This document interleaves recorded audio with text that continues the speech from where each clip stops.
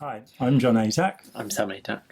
and we can talk about something that I've often tried to say, and I've actually been stopped from saying in various places because it's thought to be an excessive thought, perhaps, and we shouldn't worry people.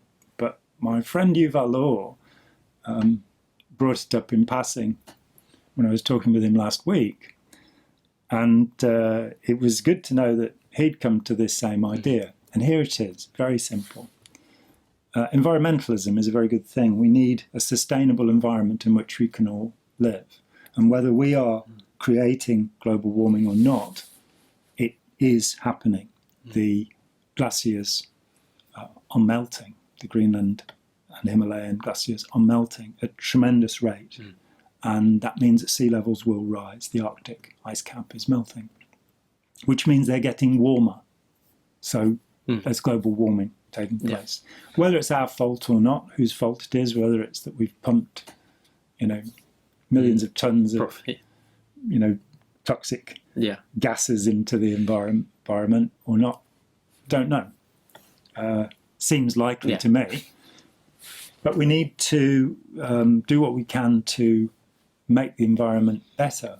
That's less polluted, pouring less chemical waste into our rivers and seas. Reduce fossil fuels. Reducing smoke because it's dirty stuff. Sulfuretted hydrogens, nitrous oxide, NO2, carbon dioxide, carbon monoxide, lots of lovely things. But we need to be more responsible about the environment if our children and our grandchildren are going to have as nice a planet as we have, or anywhere near.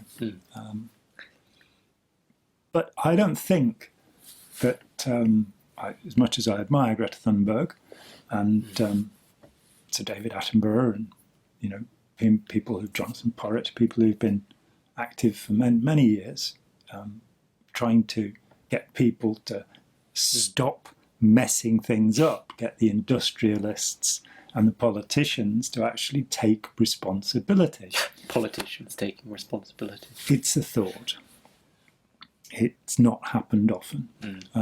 But, if vote catching is going to depend upon doing something for the environment, then I guess they'll do something. And that's actually it's very wrong, because the majority of politicians, despite the propaganda, probably do mean well. They've just got themselves caught up in a system that means they can't do good, but they can mean well. So those things need to be done, but I don't think that environmentalism on itself is going to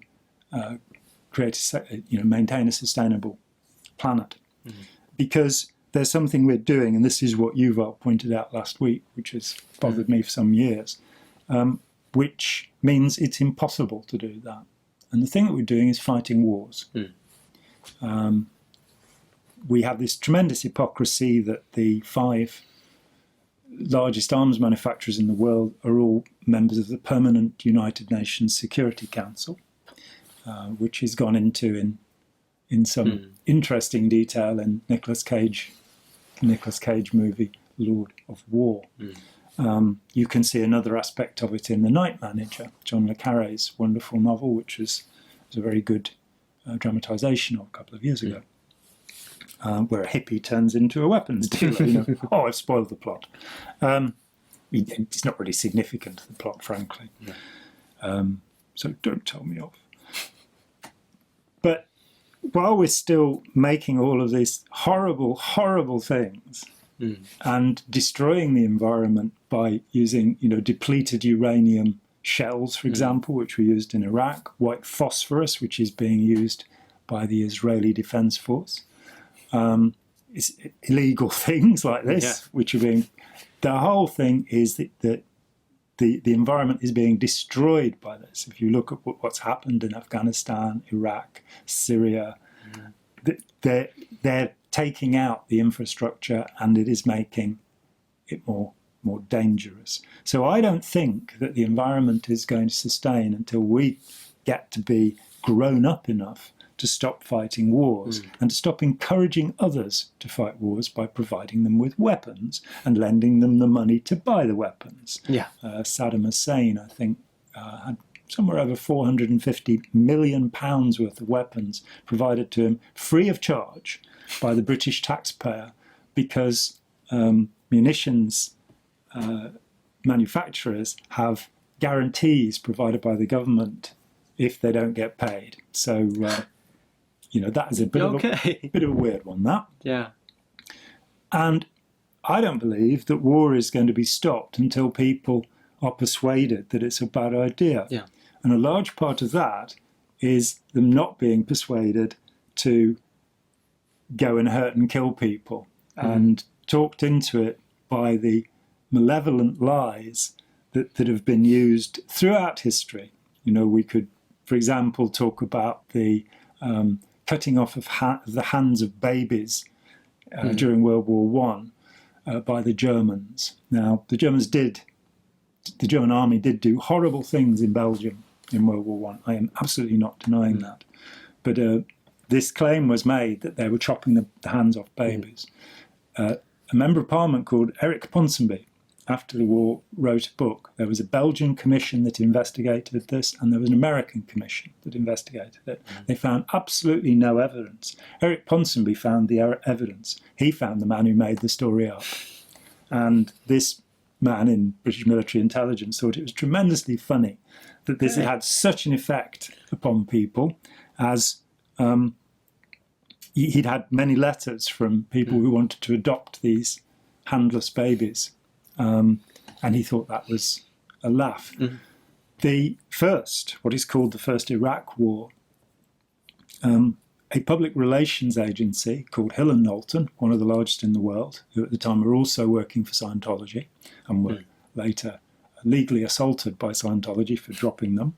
But they were willing to represent the Kuwaiti government, and they did, and there is no doubt about this, script a conversation that was before Congress in the United States, where a 15-year-old Kuwaiti girl said that she had been in a hospital when Iraqi troops had come in and emptied the babies out of the incubators in the premature unit. That was the story that galvanized the world, and it was scripted by Hill and Knowlton. The girl was actually shopping with her dad, who was the Kuwaiti ambassador at the relevant time in the United States. So these propaganda lies and this way that our passions are aroused and we are forced into, action of a terrible kind and an unnecessary kind are destructive to the environment, killing between at least 500,000 and 750,000 people in Iraq has not helped the environment. Wiping out their water supply, their electricity grid, and this kind of thing, it has not helped our environment. So we have to be more resistant to propaganda and lies and deceptions and manipulations. We have to understand information better. And we will be doing a piece on fake news, which is the rebranding of propaganda. It makes no difference. And it goes back throughout history. You can find it, among Trajan's column, for example, in Rome, which is celebrating the destruction of the Dacian people. It was claimed that only 40 Dacians survived the invasion. The country was renamed Romania. Romania. And the 40 people, it probably meant there are only 40 members of the aristocracy because you don't count the plebs. Yeah. But nonetheless, propaganda is something that has fueled human descent for as long as there have been humans. And so we want to save the environment. We want to keep it sustainable at least, which we're only going to do by stopping war, which we're only going to do by persuading people we don't want to fight wars because we don't believe the nonsense you're telling us. That doesn't mean, if some population is the subject of genocide, that you just let it happen. Yeah, that we should do something about. That the French troops from the United Nations stood aside during the Rwanda massacre is it's a blot on the escutcheon of the French. Not as bad as the British genocide of the Tasmanians, per se. We need to be a little bit better in our understanding of information. I'm John Atack. I'm Sammy Tuck. And we thank you very much.